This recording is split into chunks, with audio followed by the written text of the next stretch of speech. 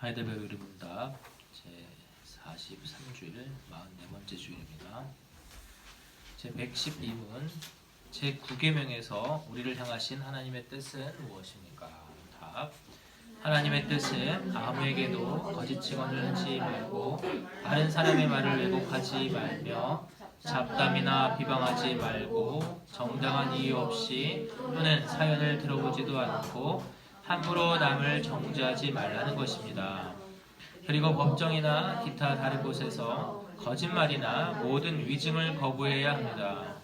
그러한 일들은 악마가 사용하는 수단이며 하나님의 무서운 진노를 초래합니다.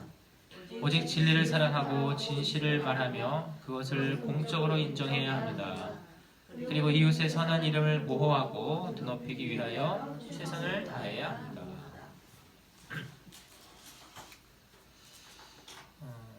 제9계명 거짓말하지 말지니라.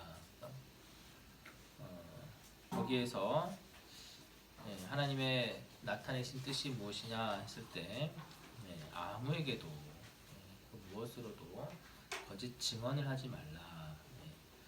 또 왜곡하지도 말고, 그러니까 전혀 사실이 아닌 건 아닌데 거기에 덧붙이거나 과장하거나 또는 그 사람의 말하고자 하는 그런 뉘앙스를 틀어버려서 전혀 다른 의도로 표현한 것처럼 만드는 그러한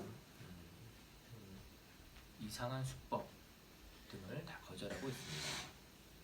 그리고 잡담이나 비방, 그렇죠? 다른 사람에 대해서 뒷얘기하고 비난하고 비방하는 것들, 그것이 사실이라 할지라도 그 사람이 없는 곳에서 그렇게 비난하는 것은 우리에게 금하신 내용으로 있다는 사실을 우리가 알려줍니다. 그리고 진위, 이것이 사실이냐 거짓이냐를 확인하는 그런 절차를 거치지 않고 판단해버리고 그것을 정죄까지 하는 이런 태도도 역시 거절되고 있다는 것이죠. 특히나 그렇죠? 법정이나 그런 공적인 자리에서 공공연히 거짓말이나 거짓의 증언을 하는 것은 마땅히 실정법에서도 위증의 죄를 묻게 되어 있죠. 이러한 것들은 악마가 사용하는 수단이다. 우리는 오직 진리를 사랑하고 진실만을 말하고 그것을 공적으로 인정해야 된다. 그렇죠? 그리고 이웃의 선한 이름을 드높이기 위해서 최선을 다해야 한다라는 것도 포함시키고 있습니다. 이러한 것이 9계명 거짓말하지 말라라는 하나님의 계명 가운데서 나타내신 하나님의 뜻이다라는 것을 다시 한번 우리에게 알려주고 있습니다. 하나님의 말씀을 읽겠습니다. 느헤미야서 10장.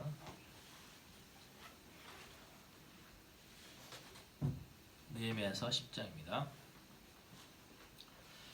그 인친자는 하가랴의 아들 방백, 느헤미야와 시드기야, 스라야, 아사랴, 예레미야, 바수울, 아마랴, 말기야, 핫두스, 스바냐, 말룩, 하림, 레못, 오바댜, 다니엘, 긴느돗, 바루, 무술람, 아비야, 미야민, 마시야, 빌게, 스마야니, 이는 다 제사장이요. 또 레위 사람 곧 아사냐의 아들 예수와 헤나닷의 자손 중 빈누이, 감멜과 그 형제 스바냐, 호디야, 그리다, 불야야, 하난, 미가, 루홉, 하사랴, 삽굴, 세레베아, 스바냐, 호디야, 바니, 분이누요. 또 백성의 두목들 곧 바로스, 바한모압, 엘람, 사뚜, 바니, 분니, 아스갓, 베베, 아도니아, 비그의 아딘, 아델, 히스기야, 아술, 호디야, 하순, 베세, 하립, 아나돗, 노베, 막비아스, 무술람, 헤실, 무세, 사벨, 사독, 아뚜아, 블라데, 아나야, 호세야, 하나냐, 학숲, 할레스, 빌라, 소백, 르훔, 하삼나, 마세야, 아히야, 하난, 아난, 말루, 하림, 바나이었느니라. 그 남은 백성과 제사장들과 레위 사람들과 문지기들과 노래하는 자들과 느디님 사람들과 및 이방 사람과 절교하고 하나님의 율법을 준행하는 모든 자와 그 아내와 그 자녀를 무릇 지식과 총명이 있는 자가 다 그 형제 귀인들을 쫓아 저주로 맹세하기를 우리가 하나님의 종 모세로 주신 하나님의 율법을 쫓아 우리 주 여호와의 모든 계명과 규례와 율례를 지켜 우리 딸은 이 땅 백성에게 주지 아니하고 우리 아들을 위하여 저희 딸을 데려오지 아니하며 혹시 이 땅 백성의 안식일에 물화나 식물을 가져다가 팔려 할지라도 우리가 안식일이나 성일에는 사지 않겠고 제7년마다 땅을 쉬게 하고 모든 빚을 탕감하리라 하였고 우리가 또 스스로 규례를 정하기를 해마다 각기 세겔의 3분 1을 수납하여 하나님의 전을 위하여 쓰게 하되 곧 진설병과 항상 드리는 소제와 항상 드리는 번제와 안식일과 초하루와 정한 절기에 쓸 것과 성물과 이스라엘을 위하는 속죄제와 우리 하나님의 전의 모든 일을 위하여 쓰게 하였고 또 우리 제사장들과 레위 사람들과 백성들이 제비뽑아 각기 종족대로 해마다 정한 기한의 나무를 우리 하나님의 전에 들여서 율법에 기록한 대로 우리 하나님 여호와의坛에 사르게 하였고 해마다 우리 토지 소산의 만물과 각종 과목의 첫 열매를 여호와의 전에 드리기로 하였고 또 우리의 맏아들들과 생축에 처음 난 것과 우양에 처음 난 것을 율법에 기록된 대로 우리 하나님의 전으로 가져다가 우리 하나님의 전에서 섬기는 제사장들에게 주고 또 처음 익은 밀의 가루와 거제물과 각종 과목의 열매와 새 포도주와 기름을 제사장들에게로 가져다가 우리 하나님의 전 골방에 두고 또 우리 물산에 11조를 레위 사람들에게 주리라 하였나니 이 레위 사람들은 우리의 모든 성읍에서 물산의 11조를 받는 자임이며 레위 사람들이 11조를 받을 때에는 아론의 자손 제사장 하나가 함께 있을 것이요 레위 사람들은 그 11조의 10분의 1을 가져다가 우리 하나님의 전 골방 곧 곳간에 두되 곧 이스라엘 자손과 레위 자손이 거제로 드린 바 곡식과 새 포도주와 기름을 가져다가 성소의 기명을 듣는 골방 곧 섬기는 제사장들과 및 문지기들과 노래하는 자들이 있는 골방에 둘 것이라. 그리하여 우리가 우리 하나님의 전을 버리지 아니하리라. 사도행전입니다. 20장. 사도행전 20장.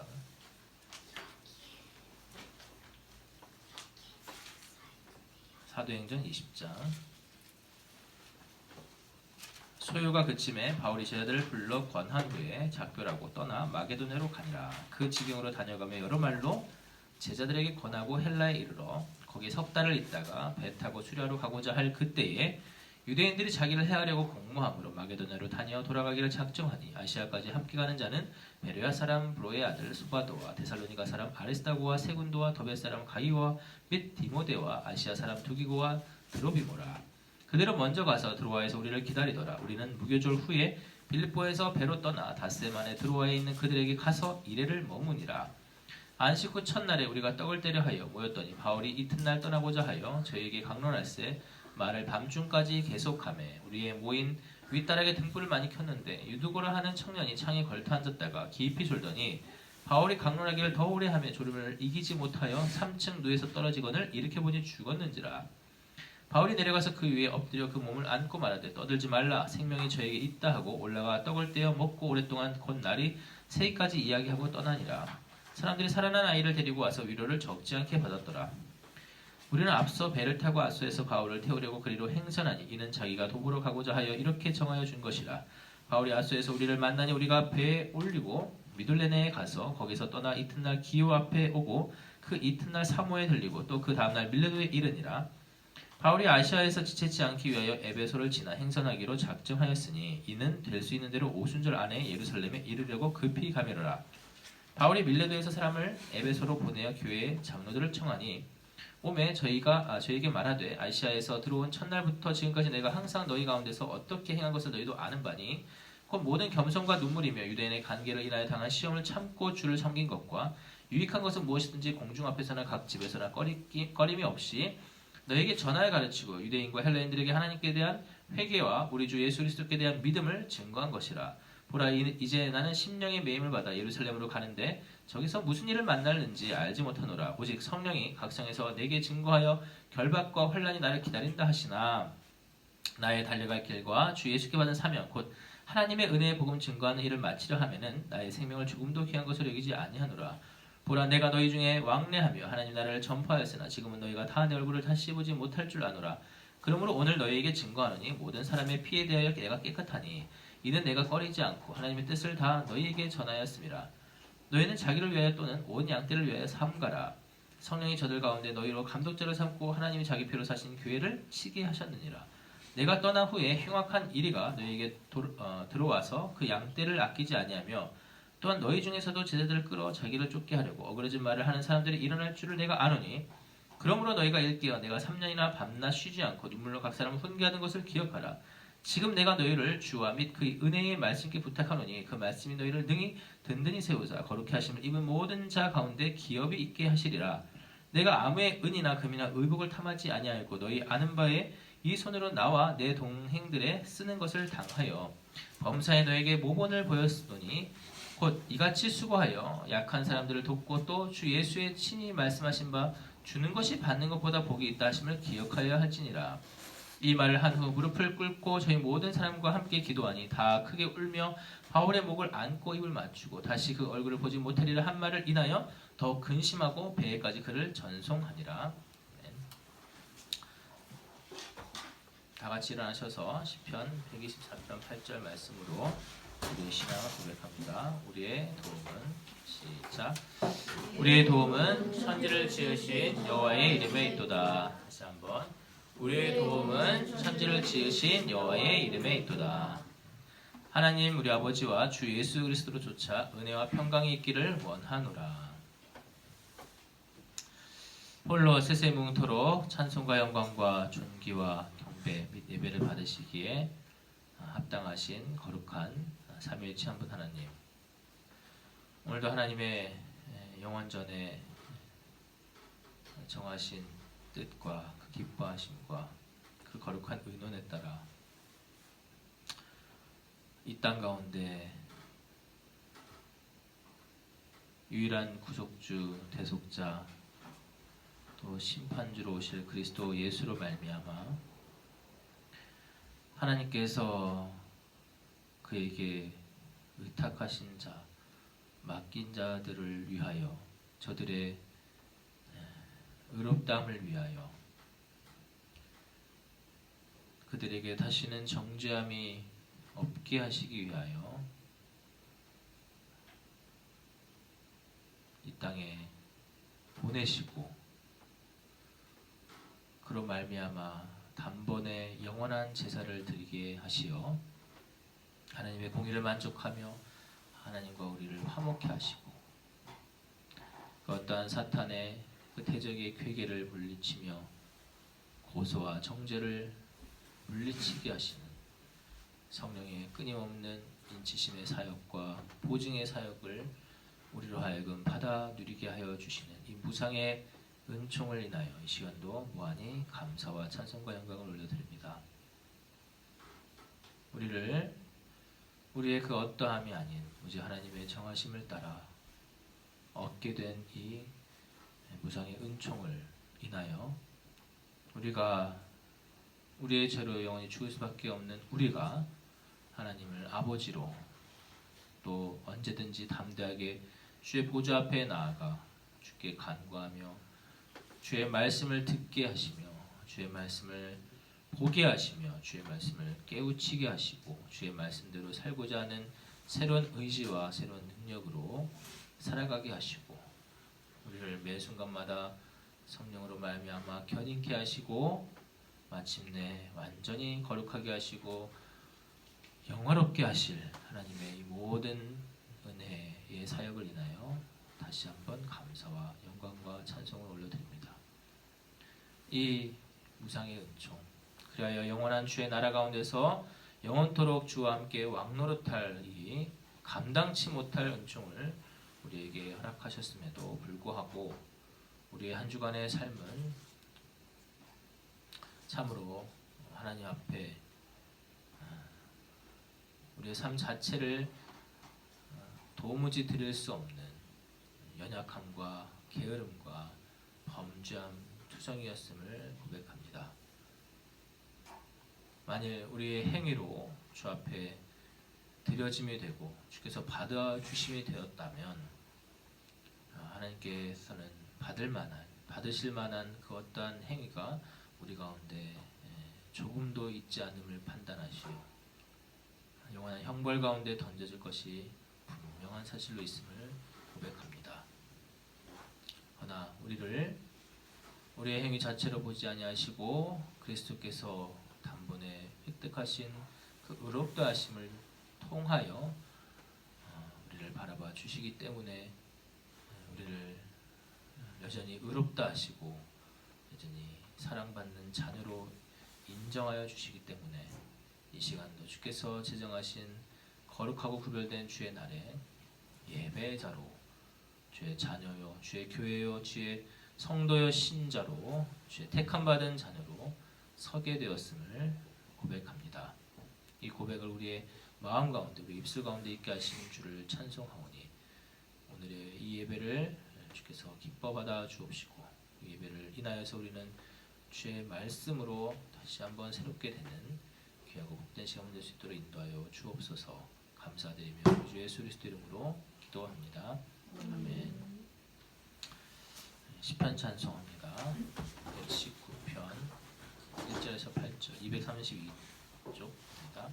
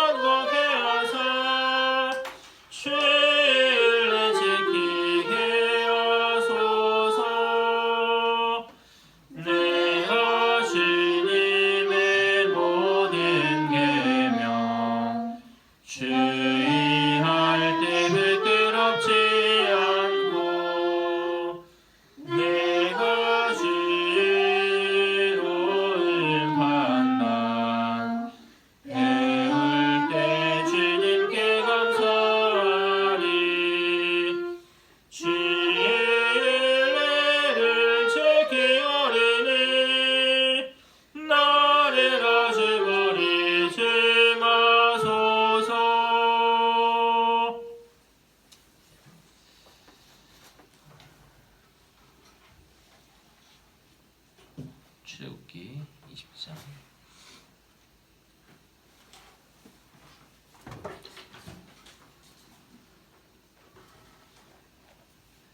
2절에서 17절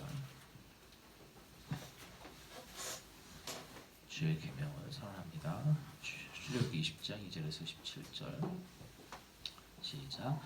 나는 너를 애굽 땅 종되었던 집에서 인도하여 낸 너의 하나님 여호와라. 너는 나 외에는 다른 신들을 내게 있게 말지니라. 너를 위하여 새긴 우상을 만들지 말고 또 위로 하늘에 있는 것이나 아래로 땅에 있는 것이나 땅 아래 물속에 있는 것에 아무 형상이든지 만들지 말며 그것들에게 절하지 말며 그것들을 섬기지 말라.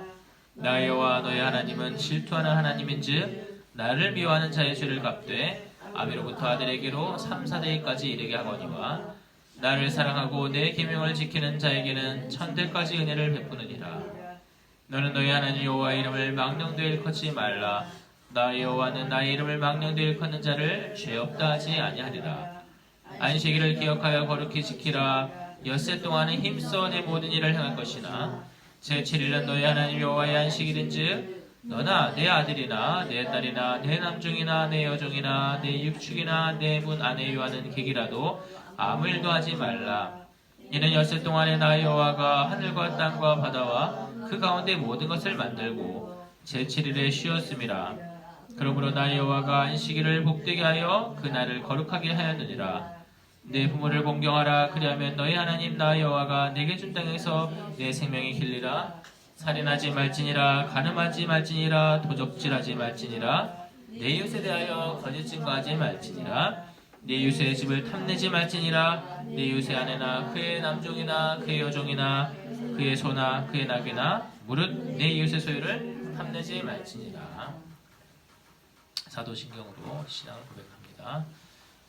전능하사 천지를 만드신 하나님 아버지를 내가 믿사오며 그 외아들 우리 주 예수 그리스도를 믿사오니 이는 성령으로 잉타하사 동정녀 마리아에게 나시고 본디오 빌라도에게 고난을 받으사 십자가에 못 박혀 죽으시고 장사한 지 사흘 만에 죽은 자 가운데서 다시 살아나시며 하늘에 오르사 전능하신 하나님 우편에 앉아 계시다가 저리로서 산자와 죽은 자를 심판으로 오시리라.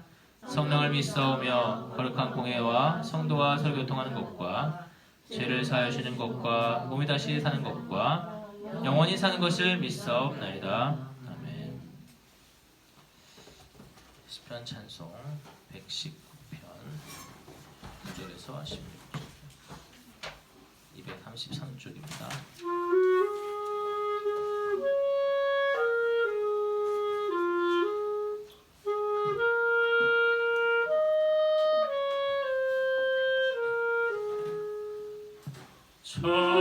청년이 그의 옷으로 그 행실을 깨끗하게 무엇으로 깨끗하게 할 수 있사오리까. 오직 주의 말씀 따라 내 삶 갈 것이니라. 내가 주를 전심으로 찾고 또 찾았사오니 나로 주의 계명에서 떠나지 말게 하소서. 주의 말씀 내 마음에 늘 들게 하여 주소서. 찬송을 받으실 주여 나에게도 주의 은혜 주의 입의 모든 길에 밝히 가르쳐 주소서. 이 비정한 입술로도 늘 선포하게 하소서. 나는 모든 재물보다 여호와의 그 증거를 더욱 즐거워하오니 주의 입의 모든 글에 주법도에 주의하며 늘 묵상하게 하소서. 나는 여호와의 은혜 즐거워하여 나이다. 내가 여호와의 말씀 그 길이지 않겠네. 여호와의 그 말씀은 잊지 말게 하옵소서. 기도합니다. 사랑의 주님, 주의 자비와 긍휼과 사랑 또 공의에 의해서 하나님의 전체의 속성에 따라 어긋남 없이 일관되게 우리에게 주의 정하신 자들에게 은총을 베푸시어 이토록 사랑하여 주시고 또 그 약속을 신실하게 실행하여 주시는 모든 은총을 인하여 이 시간도 주를 찬송함과 주께 감사함과 주께 예배함이 우리에게 있지 아니하고 오직 주로 말미암고 또 주에게서 나오고 주에게로 돌아감을 늘 고백하며 겸손히 주를 섬기며 예배하시는 총을 주의 기록하신 말씀, 선포하신 말씀, 성령을 따라 우리에게 역사하실 것을 기대하며 나아가는 이 시간 될 수 있도록 인도하여 주옵소서. 우리에게 있는 모든 선한 것들 가운데 주께로부터 받지 아니한 것이 아무것도 없음을 고백하는 마음으로 드려진 헌물 주께서 기뻐 받아 주옵시고 주의 뜻 안에서 온전히 쓰임받게 하여 주옵소서. 감사드리며 우리 주 예수 그리스도 이름으로 기도합니다. 아멘. 하나님 말씀 봅니다. 잠언서 1장 20절 잠언서 1장 20절에서 마지막 33절까지입니다.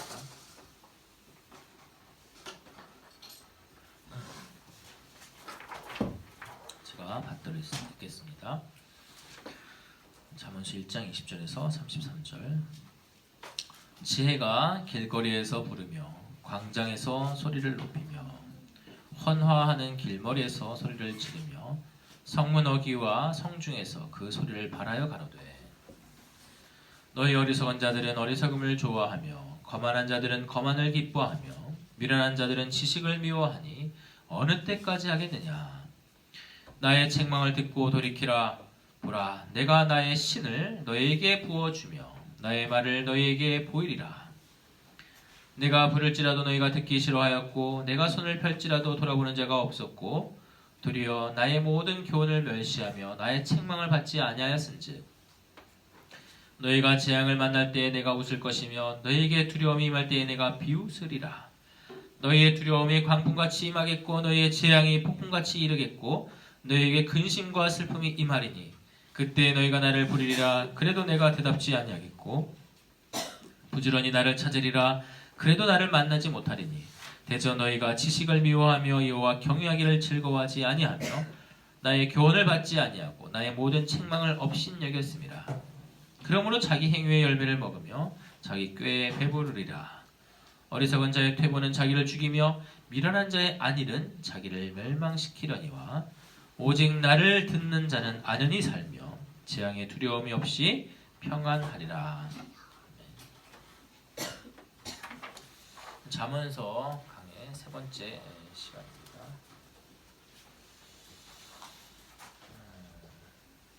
전체적인 오늘 본문의 조망을 한번 살펴보겠습니다.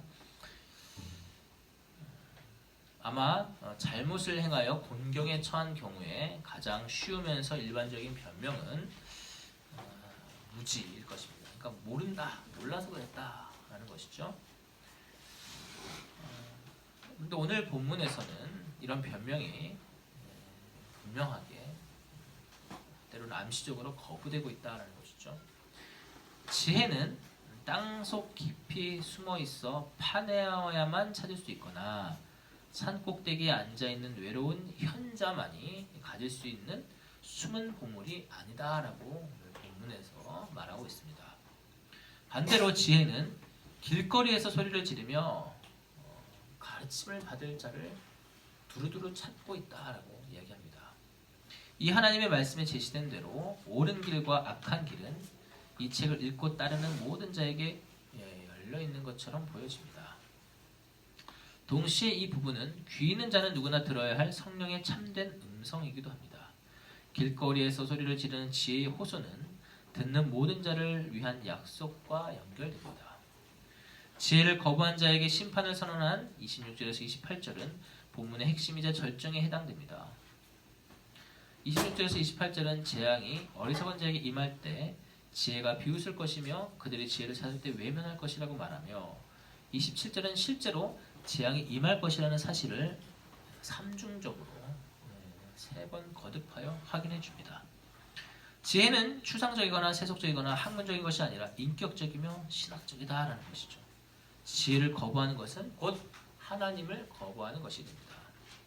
지혜의 교훈을 들은 자가 재앙의 두려움이 없이 안전하다는 33절 상반절의 진술은 어리석은 자의 안일함 32절 33절 하반절과 대조를 이룹니다. 지혜로운 자는 진정한 안전으로 평안을 누리지만 어리석은 자는 경솔함에서 비롯된 안일함에 스스로 빠져 있기 때문입니다. 이러한 조망을 가지고 오늘 본문의 내용들을 세세하게 살펴보도록 하겠습니다. 첫 번째는 서론 부분입니다. 20절과 21절인데요. 청중에게 호소하고 있는 지혜로 볼 수 있죠. 지혜가 길거리에서 부르며 광장에서 소리를 높이며 시끄러운 길목에서 소리를 지르며 성문 어귀와 성중에서 그 소리를 발하 이르되. 자, 지혜자는 잠언서의 지혜자는 지혜라는 것을 의인화하여서 그렇죠? 의인화 아시죠? 의인화 어떤 관념이나 어떤 사물을 사람이 아닌데 사람처럼 표현하는 하나의 비유 형태이죠. 지혜자는 지혜를 의인화하여 전달의 극치를 선보이려 합니다. 이는 전달하는 내용의 긴박성과 중요성을 표현하는 것입니다. 그만큼 긴박하고 그만큼 중요하다는 얘기이죠. 이러한 지혜의 의인화는 잠언서의 3장 14절에서 18절, 8장 1절에서 36절, 9장 1절에서 12절에도 등장합니다. 이 지혜는 각각 길거리, 광장, 시끄러운 길목, 성문 어귀, 그리고 성중에서 부르고 소리를 높이고 소리를 지르고 또 소리를 발한다라고 이야기합니다. 가장 유동인구가 많고 사람들이 많이 모이는 곳, 시끌벅적한 시장통과 같은 곳에 서서 집중하여서 꽥꽥 소리를 지르다시피 하고 있다는 거예요. 그림이 그려지시죠? 지혜라는 어떤 사람이 의인화된 지혜가 그렇죠? 길거리, 광장, 시끄러운 길목, 성문 어귀, 그리고 성중 어디예요? 한마디로 목 좋은 곳, 그렇죠? 유동인구가 많고 사람들이 막 몰려들고 많이 지나치는 그곳에서 마치 거기서 단상을 놓고 우뚝 서서 사람들이 바쁘게 분주하게 지나가고 광장에서 한가로이 있지만은 자기들만의 사색에 자기들만의 관심 속에 빠져있는 그러한 광경 속에서 홀로 우뚝 서서 큰 소리를 외치는 거예요. 지혜라는 사람이 뭐라고 외치는 거예요? 왜 그럴까요? 도대체 무슨 말을 무슨 내용을 전하려고 그러는 것일까요? 지혜자는 먼저 어리석은 자, 거만한 자, 미련한 자에 대한 훈계에 이어 계시를 선포하며 또 심판을 선포한 이유를 밝히고 비웃음의 심판을 선언하고 심판을 선언한 이유를 밝히고 보복을 선포하고 그리고 어리석은 자와 미련한 자의 결말을 선언하고 그렇지 아니한 이 지혜의 말을 듣는 자의 결말까지 선포하는 것으로 그 지혜자의 그 지혜의 외침이 마무리되게 됩니다. 그렇다면 이제부터 그 선포의 내용들을 하나하나 나누어 살피어 그 의미하는 바를 주께서 주시는 지혜를 따라 알아가 보도록 하겠습니다. 22절입니다. 너희 어리석은 자들은 어리석음을 좋아하며 거만한 자들은 거만을 기뻐하며 미련한 자들은 지식을 미워하니 어느 때까지 하겠느냐. 자, 지혜자는 잘 보십시오. 어리석음을 좋아하는 사람이 어리석은 자가 된다고 말하지 않습니다. 그죠? 뭐라 돼 있어요? 어리석음을 좋아하는 사람이 어리석은 자가 된다라고 하지 않고 어리석은 자들은 어리석음을 좋아한다라고 말하고 있어요. 그죠? 동일한 방식으로 거만한 행위를 기뻐하는 자가 거만한 자가 된다고 말하지 않고 거만한 자들이 거만을 기뻐한다고 말하고 있습니다. 차이점을 아시겠나요? 마찬가지로 그러니까 지식을 미워하는 자들이 미련한 자가 되는 게 아니라 미련한 자들이 지식을 미워한다고 말하고 있어요. 지혜자는 세 그룹 곧 어리석은 자, 거만한 자, 그리고 미련한 자를 구분하여 말함으로써 하지만 결국 같은 부류에 있는 이들을 세 차례나 언급하며 강조의 효과를 이끌어내고 있는 이런 걸 이제 삼중적이다. 우리가 뭘 얘기할 때 빨리빨리 혹은 천천히 거듭할 때가 있잖아요. 거듭. 근데 세 번이나 묻는 거야 얘기할 때. 조심해야 돼. 조심해야 돼. 조심해야 돼. 조용해. 조용해. 조용해. 잘 들어. 잘 들어. 잘 들어. 이렇게 3번이나 반복할 때는 어떤 거예요? 굉장히 중요한 거죠. 긴박하고 중대성이 있는 거예요. 똑같은 지금 사실은 부류인데 어리석은 자, 거만한 자, 미련한 자 똑같은 부류인데 이렇게 다른 대상인 것처럼 하지만은 똑같은 거예요. 이렇게 3번이나 지금 반복하고 있어요. 지금 말하고자 하는 게 뭐예요? 그들의 행위 때문에 이 사람들이 미련해지거나 거만해지거나 어리석은 자가 되는 게 아니라 어리석은 자가 또 거만한 자가 미련한 자가 그 행위를 반드시 필연적으로 낳게 된다. 우리 한국 속담에 뭐가 떠올려지죠? 콩 심은데 콩나무, 팥 심은데 팥나무. 제네바 성경은 이 본문에서 마태복음을 참고하도록 안내하고 있습니다. 마태복음 7장 한번 보십시오. 마태복음 7장. 마태복음 7장.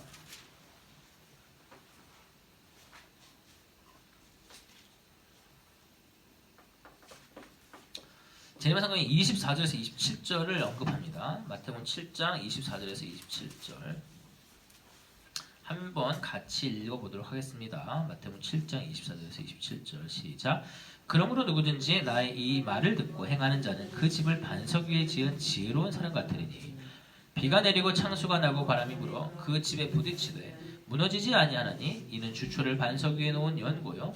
나의 이 말을 듣고 행치 아니하는 자는 그 집을 모래 위에 지은 어리석은 사람 같으리니 비가 내리고 창수가 나고 바람이 불어 그 집에 부딪힘에 무너져 그 무너짐이 심하니라. 예수께서 이 말씀을 마치심에 무리들이 27절까지 그 무너짐이 심하니라.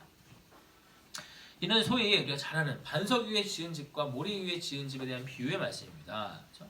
그런데 이 본문의 강조점은 한번 보십시오. 반석 위에 지은 집이 튼튼하겠죠. 모래 위에 지은 집은 그죠? 비가 오고 바람이 불고 하면 기초가 튼튼하지 않으니까 무너집니다. 이건 뭐 당연한 이치죠. 근데 여기에 핵심이 뭘까요? 강조점이. 반석 위에 지은 집도 아니고 모래 위에 지은 집도 아닙니다.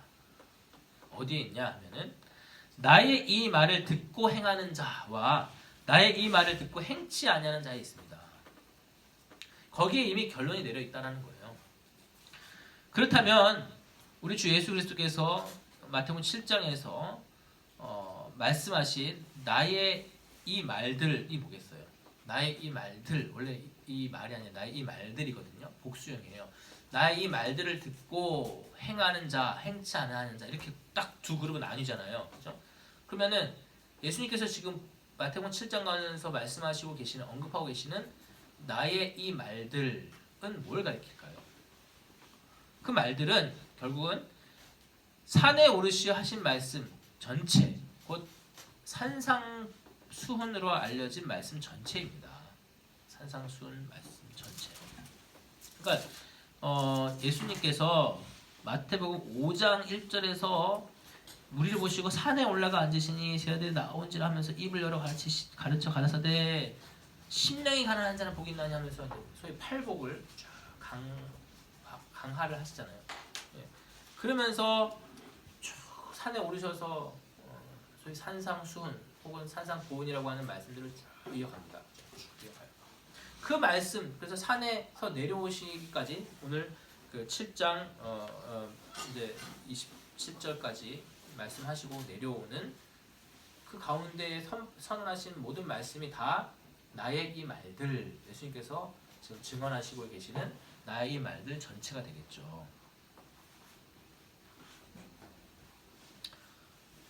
그런데 범위를 조금 좁혀보면 바로 앞에 언급하신 말씀이기도 합니다.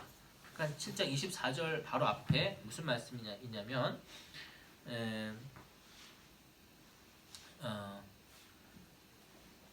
15절에서 20절 그리고 21절에서 23절입니다. 먼저 15절에서 20절 보시면 나쁜 열매 맺는 것이 나쁜 나무가 아니라 나쁜 나무니까 필연적으로 나쁜 열매를 맺는다라는 말씀을 하시는 거예요. 똑같죠? 지금 잠언의 그러니까 지혜가 말하고 있는 바가 뭐였어요? 미련한 행위를 하는 사람이 어리석은 행위를 하는 사람이 어리석은 자가 되는 게 아니라 거만한 행위를 하는 사람이 거만한 사람이 되는 게 아니라 뭐라고요? 미련하고 어리석고 거만한 사람이 그런 행동을 한다는 거예요. 그러니까 그러한 지금 마태복음 7장 15절에서 20절 말씀과 같은 맥락이 뭐냐면 나쁜 나무가 나쁜 열매를 맺는다라는 거예요. 그죠? 이해되시죠? 그러면서 21절 마태복음 7장 21절에서 23절에 뭐라고 말씀하시냐면 주여 주여 부르는 외침이나 선지자 노릇 혹은 귀신을 쫓아내며 주의 이름으로 행한 많은 권능 곧 이적과 기사의 행함이 아닌 하나님의 뜻 곧 하나님의 계시하신 말씀을 따라 곧 하나님의 속성과 전체 성경을 따라 행하는 그러한 나무여야 한다라고 말씀하시는 거예요.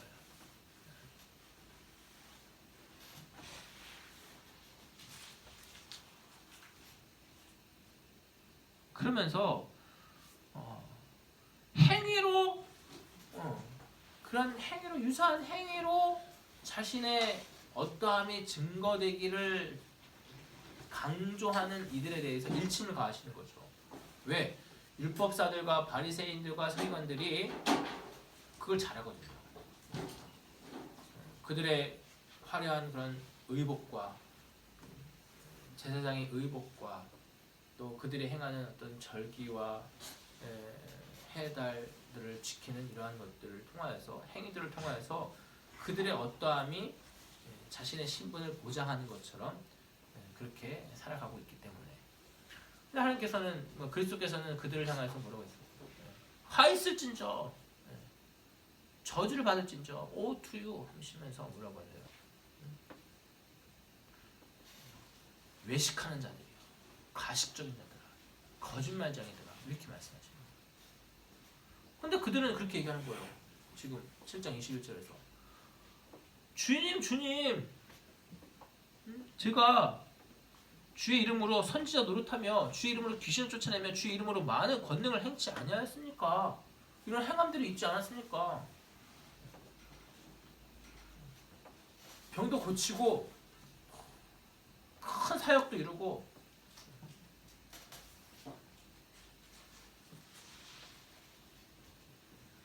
전 세계에서 단일 교단 교회로 이렇게 큰 건물과 몇십만 되는 성도들을 모으고 그러지 않았습니까? 근데 예수님께서 뭐라고 하세요? 23절 그래서 그때 내가 저에게 밝히 말하되 내가 너희를 도무지 알지 못하느니 불법을 행하는 자들아 내게서 떠나가라. 그래서 불법을 행하는 자들아 사실은 불법을 행한 자들이라고 할 것이 아니라 어떻게 해요? 그래서는 아노미아 중학생, 고등학생 올라가면은 아노미 현상이라고 배우게 되는데 아노미아는 아노모스 그러니까 하나님의 법에서 이탈된 자예요. 하나님의 법과 하나님의 말씀과 사실 처음부터 무관한 자들이라는 겁니다. 너네들이 유사하게 행위를 하고 한 것처럼 보이지만 처음부터 너네들은 그 법에서 이탈된 자다. 무관한 자도 있다. 이렇게 얘기를 합니다. 정리하자면 누가 하나님의 말씀대로 행하는 지혜로운 자인가? 라는 질문 앞에 우리는 이렇게 대답할 수 있어야 합니다. 바로 하나님께 속한 하나님의 나무여야 합니다. 라고 말입니다. 이는 나중에 이제 마태복음 13장에도 나오는 씨 뿌리는 비유와도 마찬가지예요. 씨 뿌리는. 씨를 뿌리는데 어떤 씨들은 길 위에 어떤 씨들은 가라지 도로 위 길짝밭 도로 위 그 다음에 가라지하고 좋은 땅에 어느 땅이 중요한 거예요. 어느 땅. 어느 땅.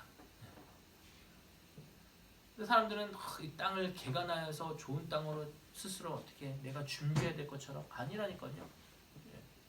그 땅은 내가 준비할 수 있는 게 아니에요. 나쁜 나무가 좋은 나무 될 수 있나요? 아니에요. 우리에게 있는 게 아니에요. 우리는 다 나쁜 나무고 다 나쁜 돌짝밭이었다고. 누가 우리를 옥토로 만드시고 누가 좋은 나무로 바꾸셨어요? 하나님께서. 누구를 말미암아? 그리스도를 말미암아. 모든 인류가 아담의 타락 안에서 전부 다 돌짝밭, 나쁜 나무였다고요. 그렇죠? 하나님의 무상의 은총으로 그의 정하신 바 좋은 나무로 좋은 땅으로 바꾸시기로 영원전에 정하신 그들을 그리스도 안에서 바꾸셨다고. 그렇죠? 그래서 지금 잠언으로 이제 돌아가서 그 지혜가 외쳐 부르는 그 일반적인 은총의 메시지 안에 있는 그 특별한 은총의 내용들을 누가 들을 수 있고 누가 반응할 수 있느냐. 아무리 사람들이 많이 모이고 하는 그 가운데 외쳐 부른다 할지라도 듣는 이는 처음부터 따로 정해져 있다는 겁니다. 따로 정해져 있다. 한번 보십시오. 오늘 본문들을. 잠언서의 지혜자 역시 어리석은 자, 거만한 자, 미련한 자, 곧 하나님께 속하지 않은 나무이기 때문에 그들은 필연적으로 어리석음을 좋아하고 거만을 기뻐하며 지식을 미워한다고 선언하고 있는 것입니다. 참고로 거만한 자의 본뜻은 루츠 해가지고 비웃다, 조롱하다의 뜻입니다. 거만하다라는 뜻이.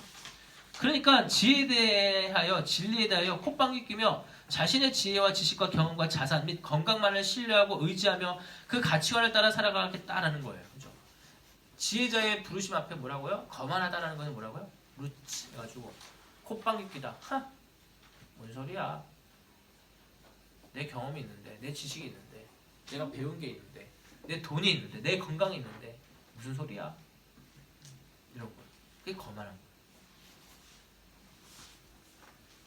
그렇기 때문에 잠언서 오늘 본문 26절에서 지혜 역시 그를 나중에 비웃겠다라고 선언하는 거예요. 그러니까 그게 이렇게 딱 대비가 되는 거예요. 너가 나를 비웃었지. 지혜가 말하는 거예요. 너가 나를 비웃었지.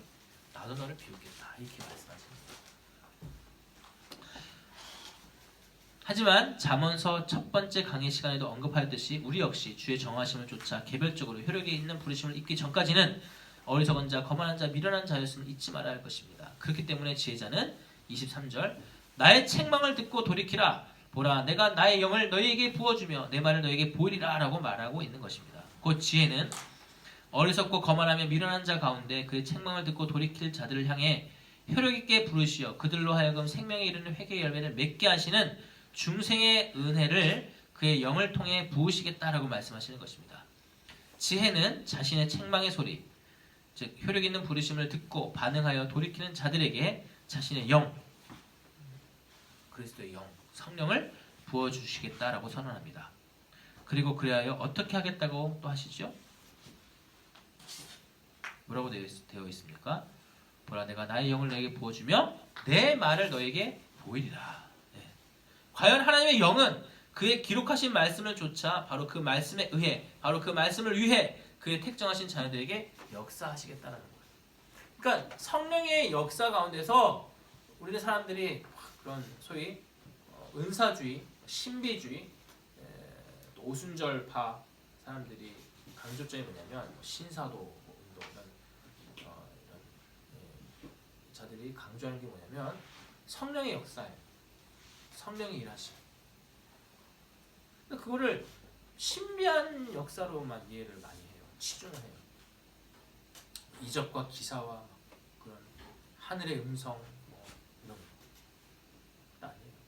성령의 역사는 뭐예요? 기록된 하나님 말씀을 일깨우고 기록된 하나님 말씀대로 역사하시는 거예요. 그게 다예요. 왜? 누가 성경의 저자이죠? 삼위일체 한 분 하나님이기 때문에 성령께서 성경의 저자이시기 때문에 성경과 반하거나 성경을 벗어나거나 성경에 합당치 아니 합하여지지 아니하는 것을 행한다는 것은 있을 수 없는 거예요. 자기 모습인 거예요.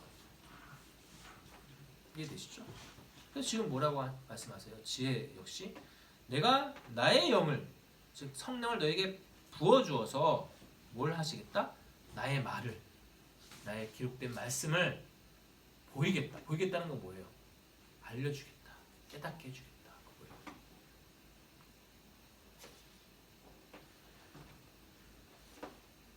우리의 신앙 고백서 제10장 효력 있는 부르심 제1항의 일부분입니다. 제가 읽어드릴게요. 생명에 이르도록 예정하신 모든 사람을 그리고 그 사람들만을 하나님께서는 자신이 정하신 적당한 때에 자신의 말씀과 성령에 의해 그들의 본성이 되었던 죄와 사망의 상태에서 예수 그리스도로 말미암아 은혜와 구원에 이르도록 효과적으로 부르시기를 기뻐하신다. 이때 하나님께서는 자신의 일들을 이해하도록 그들의 마음을 영적으로 그리고 구원적으로 조명해 주신다. 그러니까 생명에 이르도록 예정하신 그 모든 사람들, 그들을 하나님께서 정하신 적당한 때에 자신의 말씀과 성령에 의해 부르신다. 이때 하나님께서는 자신의 일들을 이해하도록 그들의 마음을 영적으로 그리고 구원적으로 조명해 주신다. 그러니까 성령께서 그 하나님 말씀을 보여주셔서 그 말씀을 구원적으로 전체적으로 깨닫도록 조명해 주신다는 거예요. Enlightening. 그러니까 우리를 개화시켜주는, 못 보던 것을 보게 하시고 알 수 없었던 것을 깨닫게 해주는, 이게 성령의 사역이다. 누구에게? 영원전에 영생으로 택정하신 그들에게 효력있게 부르셔서 그 일을 말씀과 성령으로 행하게 하신다. 그 다음 절 봅니다. 24절 25절. 심판을 선포한 이유에 대해서 말씀하십니다. 그럼에도 불구하고, 그러니까 그렇게 불렀지만 그럼에도 불구하고 어떻게 했어요? 내가 불렀어 너희가 듣기 싫어하였고 내가 손을 폈으나 돌아보는 자가 없었고 도리어 나의 모든 교훈을 멸시하며 나의 책망을 받지 아니하였다. 도리어 지혜의 교훈을 멸시하고 지혜의 책망을 받아들이지 아니하였습니다. 그래서 지혜는 어떻게 해요? 그렇게 너희가 받지 아니하였기 때문에 이제 심판을 선언하기에 이릅니다. 26절에서 28절입니다. 너희가 재앙을 만날 때에 내가 웃을 것이며 너희에게 두려움이 임할 때에 내가 비웃으리라. 너희의 두려움이 광풍같이 임하겠고 너희의 재앙이 폭풍같이 일겠고 너희에게 근심과 슬픔이 임하리니 그때 너희가 나를 부르리라. 그래도 내가 대답하지 아니하겠고 부지런히 나를 찾으리라. 그래도 나를 만나지 못하리니.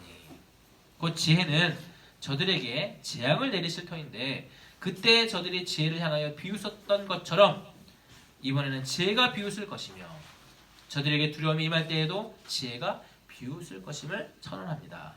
뿐만 아니라 광풍 같은 두려움이 폭풍 같은 재앙이 그로 인한 근심과 슬픔이 저들에게 임하여 그때 저들이 지혜를 찾아 부를지라도 대답하지 않겠다 하십니다.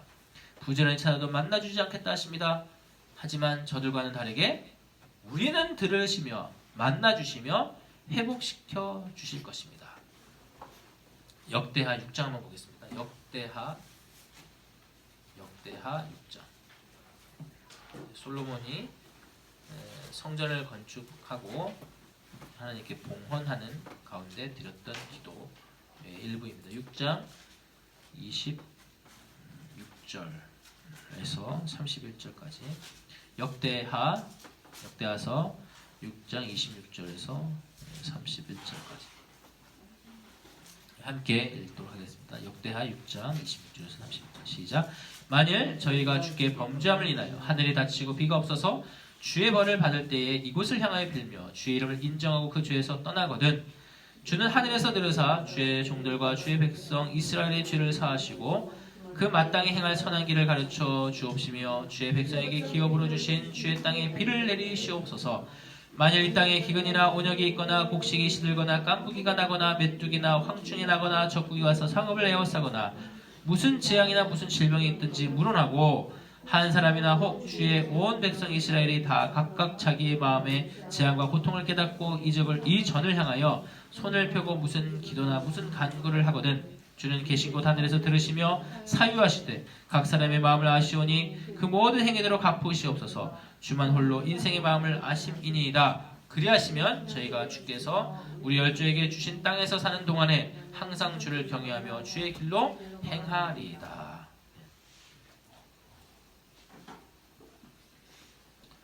그러니까 분명히 약속하신 바예요. 그러니까 지금 대상이 다른 거예요. 지금 지혜자가 재앙과 형벌을 듣지 아니하시고 긍휼을 베푸지 아니하시고 오히려 비웃으시리라고 하신 그 대상, 거만하고 미련하고 어리석은 자들과 솔로몬의 기도 가운데 나타나는 그 이스라엘. 그 이스라엘은 민족적인 이스라엘이 아니에요. 영적인 이스라엘, 즉 하나님의 교회, 하나님의 택하신 백성을 가리켜요. 그렇죠? 그들에게는 어떤 하나님의 재앙, 일시적인 재앙, 깨닫게 하시는, 회개케 하시는 그런 재앙이나 온역이나 기근이나 환란이나 어려움들이 있을 때 우리 마음 가운데 회개의 마음을 주시고 우리가 돌이켜서 하나님께 간구하고 기도하고 하면 하나님께서 들으시겠다는 거예요. 우리의 기도는 들으신다. 우리의 기도는 들으시고 그의 말씀을 깨닫게 하시겠다. 왜? 우리는 나쁜 나무가 아니라 좋은 나무.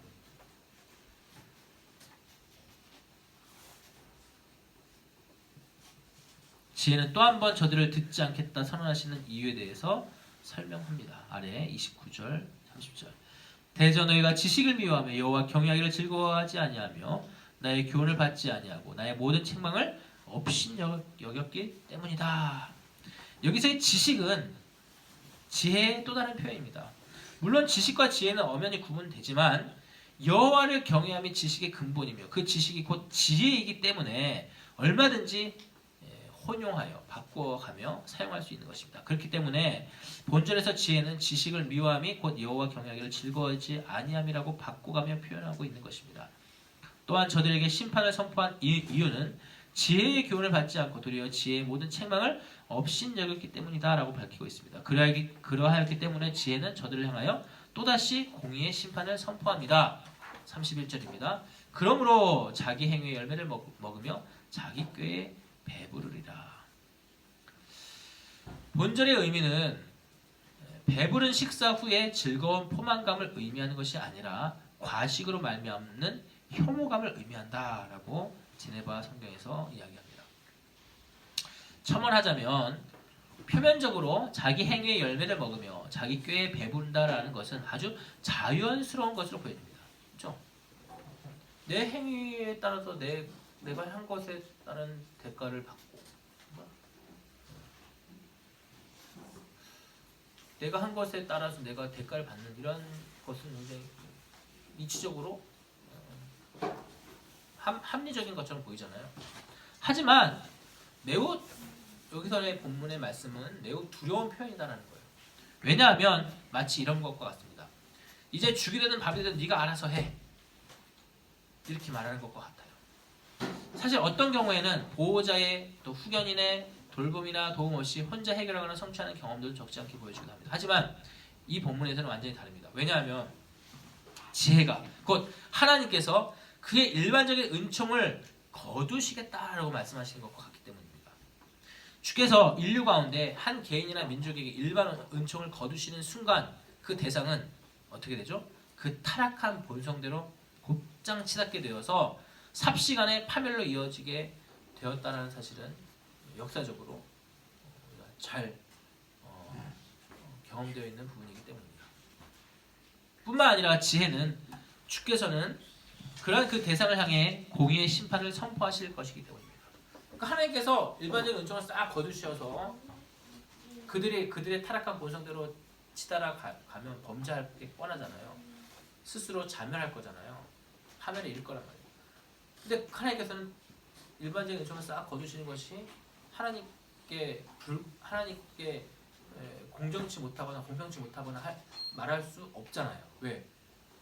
하나님께서 일반적인 은총을 모든 인류들에게 베푸시는 것이 하나님께 의무화되어 있는 게 아니잖아요. 의무 지어지는 게 아니잖아요. 하나님께서 꼭 그렇게 하셔야 될 게 아니잖아요. 이해되시죠? 그런데도 하나님께서는 주시지 아니하셔도 될 일반적인 은총을 타락한 인류 전체를 향해서 주셨는데 하나님의 뜻에 의해서 그 주시지 아니하셔도 될 은총을 거두신다고 해서 하나님을 비난할 수 없잖아요. 네. 근데 하나님께서 그렇게 일반적인 은총을 싹 거두시면 타락으로 치달을 그 인생들을 향해서 그들의 범죄를 인하여서 하나님께서 공의의 심판을 또 가하신다고 해서 하나님께 대해서 하나님 너무하십니다 라고 할 수 있냐고요. 그것도 없잖아요. 하나님의 공의에 의해서 그들의 죄악상을 대해서 처벌하시는 것은 마땅한 처벌이다. 그 이야기를 하시는 거죠. 그러니까 니네가 니네의 행위를 한번 먹어봐. 니네의 행위대로 네가 잘 살고 잘 먹고 잘 살고 있다 했지? 과연 그러한 거 한번 정말 네 힘으로 한번 살아봐. 하면서 하나님이 일반적인 은총을 싹 거두신다면. 그랬더니 자기 힘으로 할 수 있는 게 아무것도 뭐밖에 없어요? 죄밖에 없어요. 그랬더니 그래 네 꾀에 네가 한번 배불러 봐. 그게 뭐예요? 너의 그 악밖에 없는 죄밖에 없는 그 행위의 부산물들을 그런 생산물들로 인해서 내가 배불러 봐. 다 썩는 거죠. 그 선언이 그러니까 굉장히 두려운 선언이죠. 그러면서 지혜는 이제 결론적이며 최종적인 선언에 이제 이르게 합니다. 32절. 어리석은 자의 퇴보는 자기를 죽이며 미련한 자의 안일은 자기를 멸망시킨다. 어리석은 자의 퇴보라고 번역되어 있는 부분 있잖아요. 이게 뭐 슈바인데 뭐 슈바. 그러니까 슈브에서 나온 거예요. 슈브는 도는 거예요. 돌이키는 거. 그러니까 뭐 슈바도 그거예요. 퇴보라고 하는 게 아니라, 그러니까 옳은 길로 가던 방향에서 꺾어버리는 거. 터닝 어웨이 하는 거. 이것은 자신의 소견에 옳은 대로 행한다라는 그런 전형적인 표현이에요. 자신의 소견. 하나님을 표대로 행해서 하나님 말씀을 유일한 우리의 기준으로 삼고 가는 것이 아니라 내 소견, 내가 보기에, 내 판단에, 내 경험에, 내 지식에, 내 해석에 의해서 살아가는 것에 대한 표현이에요. 그래야 이 단어는 어떤 의미로까지 쓰여지게 되냐면 배교라는 의미까지 가요. 배교. 고로 자신의 소견에 옳은 대로 행하여 곧 배교에 이르는 일이란 결국 자신을 죽이는 일이고, 이는 다른 표현으로 미련한 자의 안일이라고 표현된 거 있잖아요. 이게 샬로예요. 샬롬 있죠. 안전, 번영. 이게 결국은 자기 파멸이다라고 얘기하는 거예요. 그러니까 스스로는 자기가 안전하고 자기가 평안하다라고 여겨지지만 그것은 결국 진짜 평안이 아니다라는 거예요. 허상이다. 그리고 일시적이다. 이 땅에서 제한되어 있다. 그렇다면 우리는 여기서 지혜가 곧 하나님께서 멸망할 자들로 지목하는 이들이 지상에서는 한시적으로는 실제적으로 얼마든지 풍부하거나 안전하거나 번영할 수 있다는 사실을 지금 암시하고 있다라고 받아들일 수 있어요. 이는 지난 시간 우리 시편 73편의 언급을 통해서 살핀 바 있습니다. 그 시편 기자가 그렇죠? 뭐라고 얘기했어요? 하나님, 어떻게 제가 살다 보니까 너무 깜짝 놀라겠어요. 낮아빠지겠어요. 왜 그러냐면 그렇게 악한데 악행을 일삼는 자들이 잘 먹고 잘 살고요.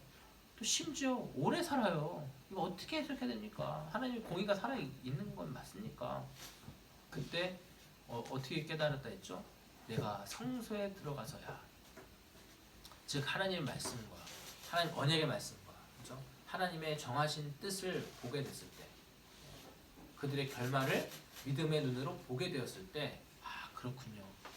마지막에 최종적으로는 반드시 하나님께서 심판하실 것이구나.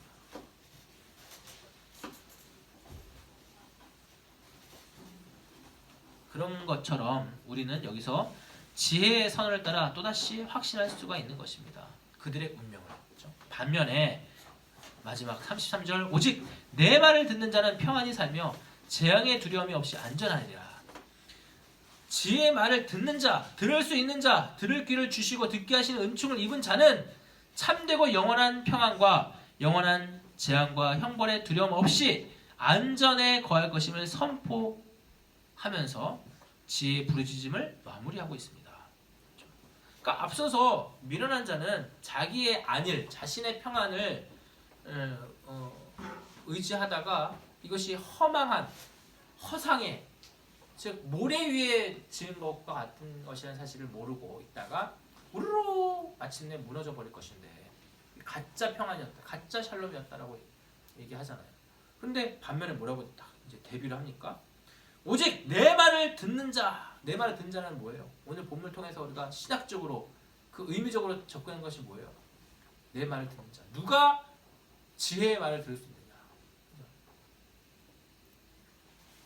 바로 하나님의 말씀을 들을 수 있는 은혜를 입은 자, 즉 좋은 나무,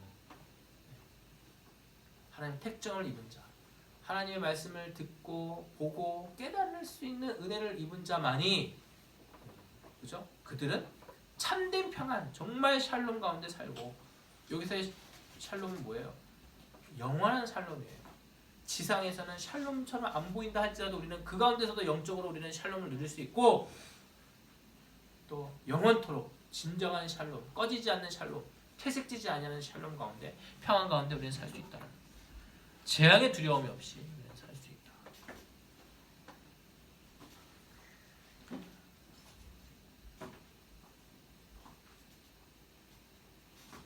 말씀을 마무리합니다.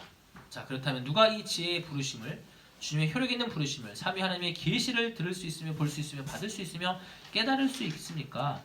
그러한 특별한 은총을 입은 자 아니고, 입는 자 아니고, 그리고 그 누가 그러한 은총을 받을 수 있겠습니까? 다시금 이 특별한 은총을 우리에게 베푸신 거룩한 삼일체 한 분 하나님을 목청껏 찬송하며 감사드리며 그 부르심에 합당하게 오늘 하루를, 그리고 이번 한 주, 그리고 영원히 우리는 그렇게 살아가야 할 것입니다. 기도하겠습니다. 사랑해 주님 감사합니다. 오늘 지혜의 부르심을 듣고 보고 깨닫게 해주셔서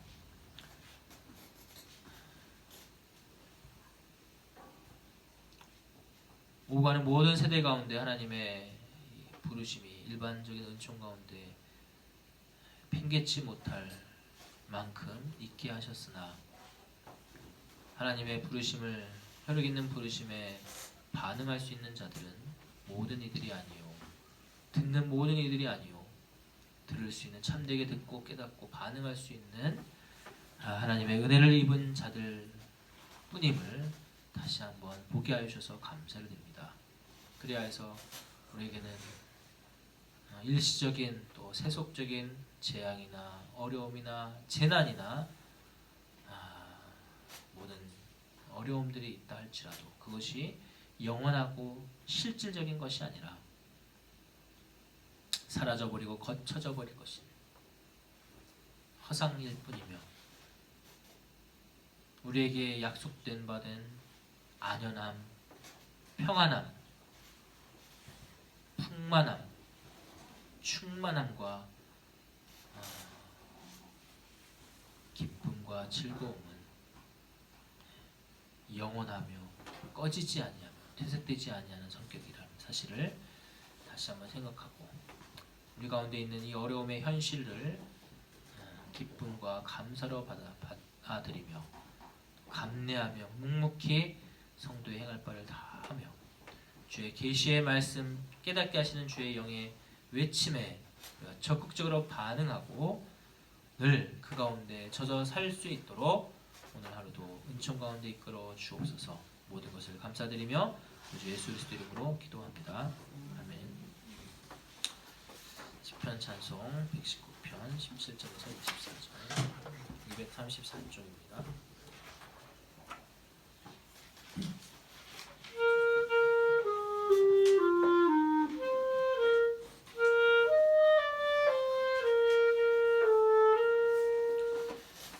주의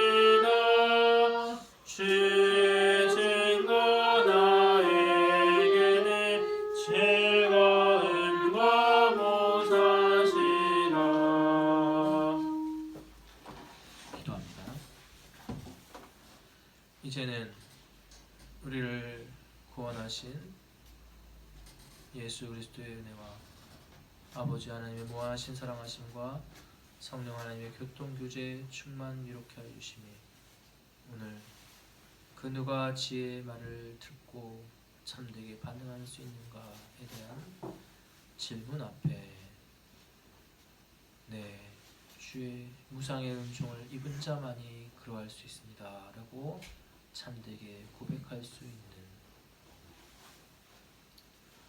그로 인하여서 무한히 감사하고 주를 영원토록 경외하며 주의 뜻에 합당하게 살고자 다짐하는 우리 수납장로교회 모든 성도들 머리 위에 이 나라 이 민족 위에 주의 택하신 자녀들 위에 이제로부터 영원토록 함께 있을지어다. 아멘.